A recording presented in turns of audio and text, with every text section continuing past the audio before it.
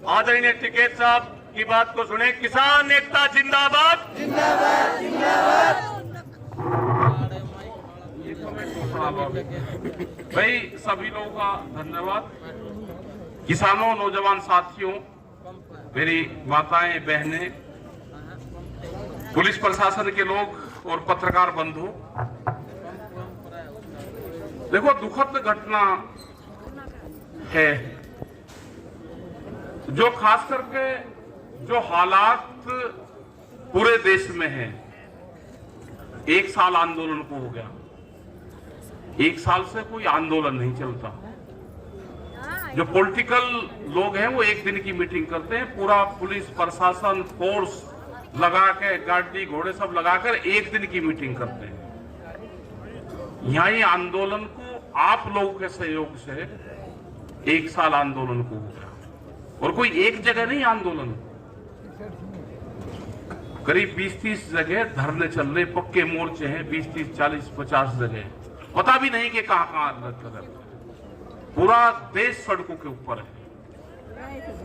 कुछ हम सुझाव कल के लिए भी रखेंगे कि संयुक्त मोर्चे में कुछ ये प्रस्ताव हम लेकर आएंगे कि जो घिराव होंगे वो किस किस के होंगे, क्योंकि हमको हरियाणा भी बचाना है। और 1 साल से हरियाणा के नौजवानों को बिल्कुल थाम कर रख रहे हैं हम।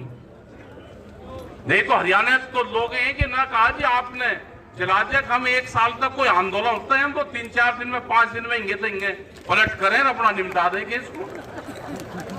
तो हमको हरियाणा को निपटाना नहीं है, हरियाणा का जो गुस्सा है उसको शांत करना है।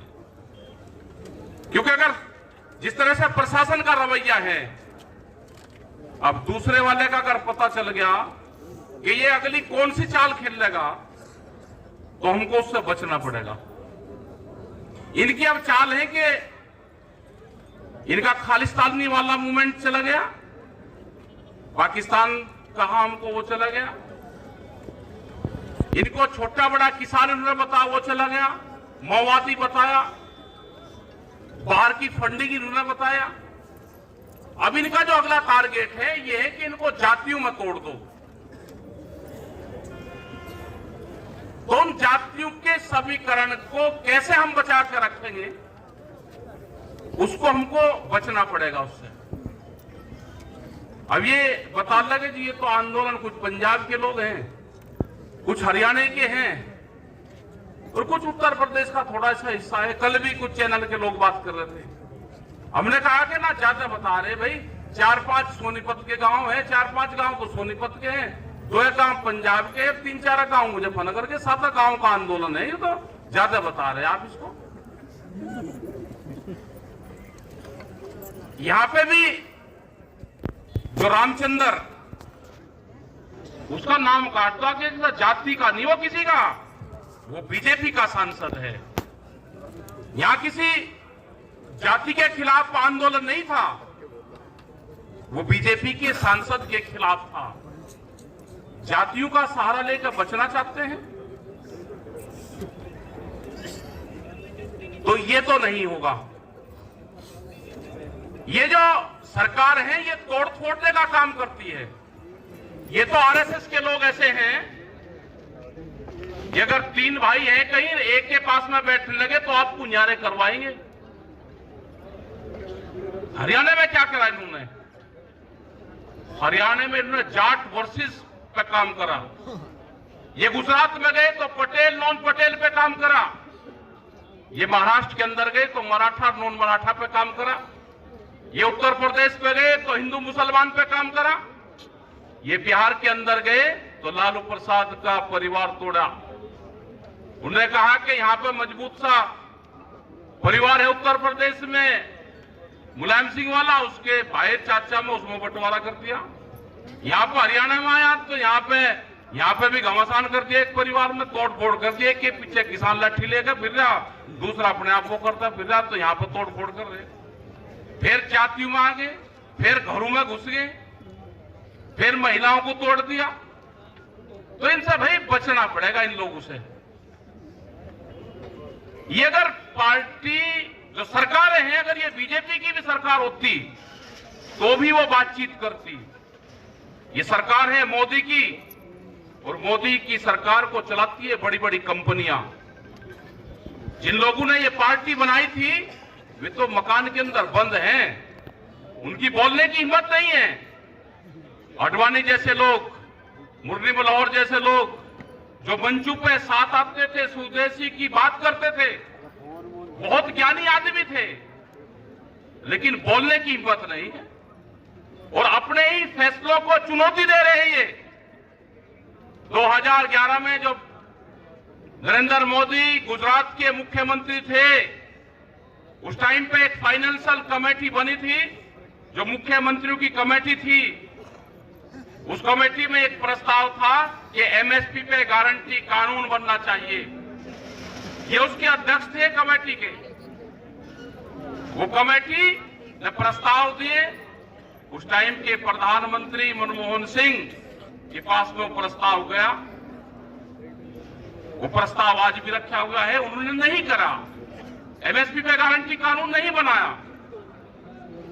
इसके बाद में ये काले कानून, ये 2012 में उस टाइम की जो कांग्रेस की सरकार थी वो एक काले कानून लेकर आई थी। इन्हीं के ही लोग, सुषमा स्वराज, कई इन्हीं के मेंबर पार्लियामेंट, उन्होंने स्पीच दी लोकसभा में भी, लोकसभा में, राज्यसभा में। अरुण जेटली, उन्होंने कहा कि ये काले कानून हैं जो ये सरकार लेकर आई है, इन कानूनों को वापसी होना चाहिए। जो खरीद करता है मंडी में आड़ती, वो किसान का एटीएम है, रात को भी पैसे चाहिए तो ले लेते हैं। उनके बयान है पूरे। हमारी समझ में ये नहीं आया कि 2012 में जो कानून काले थे वे 8 साल में कानून सफेद कैसे हुए। 2020 में यही जब इनकी सरकार आ गई तो उसी कानूनों को लेकर आए, तो 8 साल के उसमें वो रंग उनका सफेद कैसे हुआ। या तो उस टाइम पे वे सफेद कानून थे या आज वे काले कानून हैं।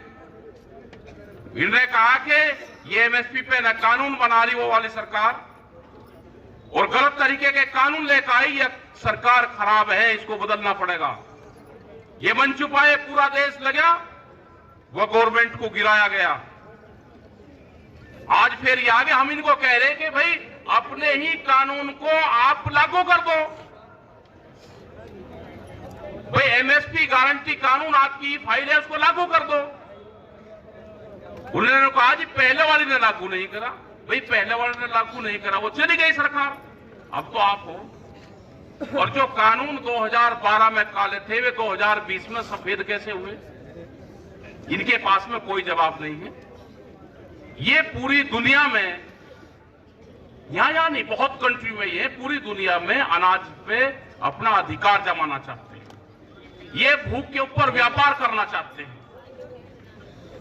ये रोटी को तिजोरी में बंद करना चाहते हैं। आज कह रहे कि उत्तर प्रदेश में इलेक्शन है तो अप्रैल तक हम अनाज फ्री देंगे। उसके बाद में क्या होगा, क्योंकि अप्रैल तक उनकी वोट चाहिए।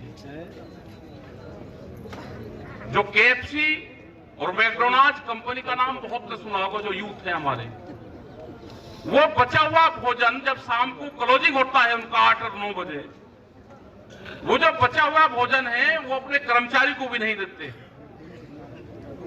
वो डस्टबिन में, कचरे के डब्बे में उसको डालते हैं। अगर 2 गुलाब जामुन के पीस बच गए, अगर उसका बिलिंग होगी तो उसका कर्मचारी खा सकता है जो उसको बांटता है पूरा दिन। अगर उसका बिल नहीं कटा तो कचरे के डब्बे में जाएगा, उसको खाने के लिए नहीं देना चाहते। इसीलिए रोटियों पर, अनाज पे अपना अधिकार जमाना चाहते हैं। और ये एक नहीं है, ये कानून और भी है। दूध की भी एक पॉलिसी आ रही, जिन्होंने कहा कि बाहर की जो कंपनी आएगी वो 20 रुपया लीटर दूध गांव में बेचेंगे, कोल्ड ड्रिंक की तरह 22 रुपया लीटर। अगर 22 रुपये लीटर ये बाहर का दूध आपके गांव में बेच देंगे तो अपने पशु का क्या होगा, वो तो गया। टर्की एक देश है, उसमें एक भी पशु नहीं है, आज सब खत्म हो गया। यही बिजली अमेंडमेंट बिल में है कि जिसके पास में 2 पशु होंगे तो कॉमर्शियल कनेक्शन लेना पड़ेगा। मध्य प्रदेश की पूरी बिजली प्राइवेट कर दी। तो ये पूरा एक दूसरे से जुड़ा हुआ पूरा सर्किल है। इनका लास्टली टारगेट ये है कि ये जमीन इनको चाहिए, ये जमीन पर नजर है इनकी। आपने केसीसी बहुत लोगों ने ले रखा होगा। जो बड़ी बड़ी बाहर की कंपनियां हैं वे आ रही, वे कहेंगे जी हम जितना भी केसीसी ले रखे हैं हम आपके पैसे दे देते हैं बैंक को, और ये केसीसी की जो रिकवरी करने का अधिकार है वो हमको दे दो। आपके घर पे फिर प्राइवेट लोग जाएंगे कि पैसे दे दो। आप पे पैसे नहीं होंगे, वो कहेंगे जी जमीन दे दो। तो जमीन कैसे छीनने जाएगी, पूरा प्लान इनका बना हुआ है। ये आंदोलन ना चलता तो बहुत देश अब तक बेच दिया इन्होंने होता। पुलिस के लोग इनको अभी पता, अभी नए थाने और खुलेंगे, उसके लिए अभी जगह तलाश कर लेना। अभी महिलाओं के थाने खुले, फिर बिजली के थाने खुलेंगे, अब नए थाने खुलेंगे, बीच पुलिस बनेगी। सीड एक्ट जो आ रहा है उसमें बीज के थाने खुलेंगे। आपने अपने खेत में कौन सा बीज बोया है वो तलाश करेंगे। एक कंपनी के लोग कहेंगे जिसने मेरा बीज चुरा के बोया, ये तो आप रसीद दिखाइए कहां से खरीदा। आपने अगर किसी पड़ोसी से खरीद कर किसी से बो दिया, उसका अधिकार होगा कि बीज पे कंपनियों का अधिकार होगा। थाने खुलेंगे, सजा और जुर्माना दोनों है उस पर। तो जमीन तो जानी। अरे भाई जो भगत लोग हैं इनके, प्रशासन के लोग भी होंगे। 10 साल पुरानी गाड़ियां, ट्रैक्टर, जनरेटर, पंपिंग सेट आप कुछ नहीं चला सकते। जो भगत लोग हैं भाई, जो ये करते हैं कि नहीं नहीं हमारे लिए तो वही देवी देवताएं हैं, यही जो पार्टी है यही है हमारी पूजनीय है। तो भाई अपना जो 10 साल पुराना ट्रैक्टर है वो जरा खड़ा कर दो बस। जो पंपिंग सेट है जिससे धान की वो कर रहा, वो अपना खड़ा कर दो। कानून को मानना है।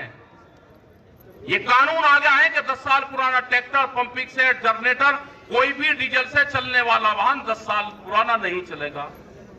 इनके यहां पे भी ऑफिस में भी खड़े होंगे, फायर ब्रिगेड की गाड़ी खड़ी होगी 32-32 साल पुरानी पावेगी। इनसे भी जरा पूछ ले करो, क्योंकि पूछताछ कम करो, आप लाठी ज्यादा रखो। पूछताछ करो इनसे। एक भी पुलिस की गाड़ी का इंश्योरेंस नहीं पाएगा। ये पुलिस वाले भी भाई ध्यान से सुन लो, एक भी गाड़ी का इंश्योरेंस नहीं पाएगा आपकी। आप जो भागोर काट दे चलान, या तो आप भी ठीक काम कर लो। हम आपकी भी लड़ाई लड़ रहे, क्योंकि कोई शहर से गुस्सा नहीं आ रहा कोठियों सा, सारे गांव के ही परिवार के लोग हैं। और सैनिक बल जो 22-22 हजार रुपए में नौकरी कर रहा है, पेंशन खत्म होती जा रही है आप लोगों की भी। तो ये मजदूर की भी लड़ाई है, ये जो कर्मचारी है उसकी भी लड़ाई है। ये लड़ाई लंबी चलेगी, और लंबी लड़ाई जो भी चलती है वो शांति से चलती है। अभी बातचीत आपकी होगी, बातचीत को प्रशासनिक अधिकारी बता देना अपने वहां पे चंडीगढ़ तक बातचीत करके, या तो समझौता कर लेना। जो किसान बात कहेगा, जो हमारा प्रतिनिधिमंडल जाएगा, उससे बातचीत कर लेना। नहीं तो आपको बता रखा, अपनी घोषणा कर देना, हम रात को हिसार में ही रुकेंगे। अभी जाएंगे हॉस्पिटल में, रात को रुकेंगे हिसार में ही, सुबह भी उसका पता लेकर आएंगे, और फिर कल आती दफे फिर आपका था पता लेंगे। अगर बात नहीं बढ़ेगी तो फिर आपका था पता लेंगे। अपना जो घोषणा करनी, घोषणा करेंगे, हमारे अध्यक्ष जी घोषणा करेंगे। उस बातचीत के बाद तो यह है कि अपनी बात निपटा लो। हमने 26 तारीख तक का भारत सरकार को समय दिया है। 26 तारीख तक भारत सरकार के पास में भी टाइम है, बातचीत कर लें। हमारा संयुक्त मोर्चा बातचीत करना चाहता है।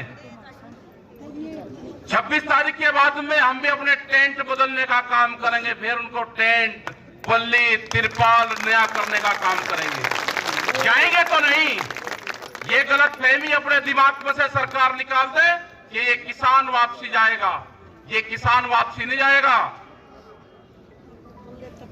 बगैर समाधान के, संघर्ष से समाधान तक आंदोलन जारी रहेगा हमारा। बातचीत को तैयार है, संघर्ष से समाधान तक आंदोलन जारी रहेगा। तो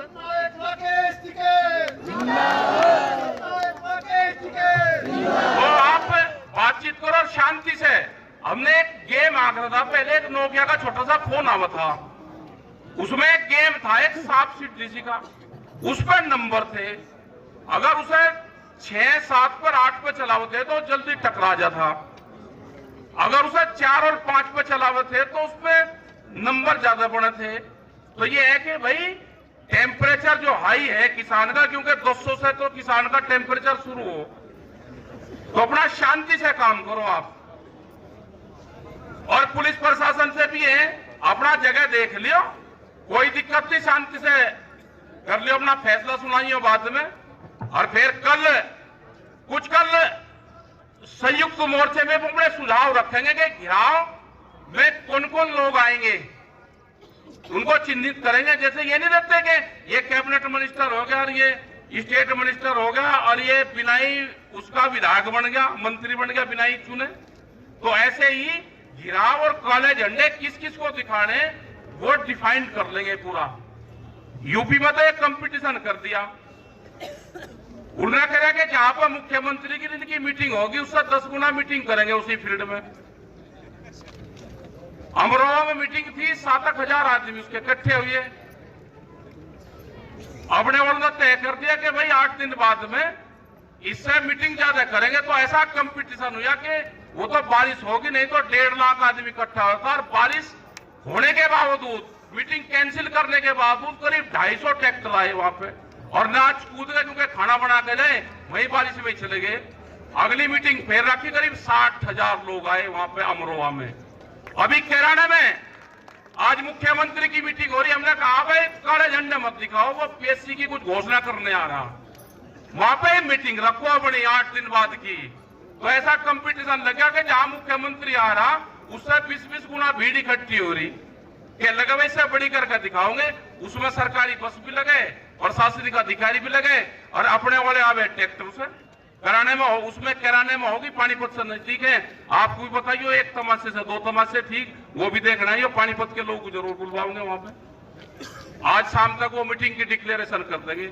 मैं कहा जहां पे ये मीटिंग कर रहे हैं वहीं उसी फील्ड में मीटिंग करो। तो देखो, इनको जनता तो इनको वोट दे नहीं रही उत्तर प्रदेश में, लेकिन ये तो धोखेबाज बहुत है, जालसाज है, धोखेबाज है, जाली लोग हैं। इन्होंने पूरे दुनिया देश के संस्थानों पर कब्जा कर लिया, कोई कोर्ट कचहरी बोलने को तैयार है ही नहीं।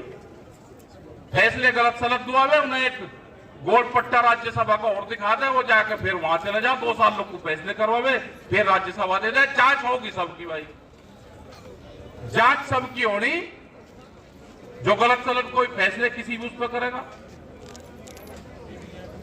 अजय टैनी यहाँ के प्रशासनिक अधिकारी समझ लेना, अजय टैनी गृह राज्य मंत्री, उसी के क्षेत्र में, उसी के थाने में, लखीमपुर में 120B का मुलजिम बना है वो, उसकी रिपोर्ट दर्ज हुई है 120B पे। उसका लड़का 302 का मुकदमा है, जेल में है अभी भी। मतलब इतना डरने की कहां जरूरत है? प्रशासनिक अधिकारी को डरने की जरूरत नहीं है। अगर किसी ने गलत काम करा है तो रिपोर्ट दर्ज करो उसके खिलाफ, और भाई रिपोर्ट दर्ज नहीं करोगे तो आंदोलन झेल लो, प्रसाद को देना पड़ेगा। जाओगे भाई तो प्रसाद तो लोगे। तो अपना फैसला कर खाओ, डरने की घबराने की जरूरत नहीं, शांति से आगे का फैसला जब कर पाएंगे वो कमेटी बताएगी, जो 5 लोगों को जिनको चलना। हम एक बार डॉक्टर से हिसाब से भी मिल लें, हम यहीं रहे, रात को बुलाओगे हम फिर आ जाएंगे, रात को हम यहीं रुकेंगे, पूरे हालातों का जायजा लेके। संयुक्त मोर्चे ने कहा कि रात को वहीं रुकना, कल फिर सुबह ही निकलते ही, अगर आप यहां रुकोगे तो निकलते ही आएंगे, नहीं तो टोल पे जाएंगे, और कल फिर यहां से वापस जाएंगे। रात को यही है। जो 5 लोग हैं, आप जोन को कहां जाना, आप बातचीत करके और अपना ड्यूटी लगाओ, जिसको जहां जाना वो जाएगा। और जो हमारी माताएं बहनें हैं भाई, इनको तो अपना, क्योंकि टाइम भी हो जाता है इनका, दारू पर उसका इनको जान दो। हाँ, और क्या। धन्यवाद जी। जय हिंद, जय भारत, जय हरियाणा।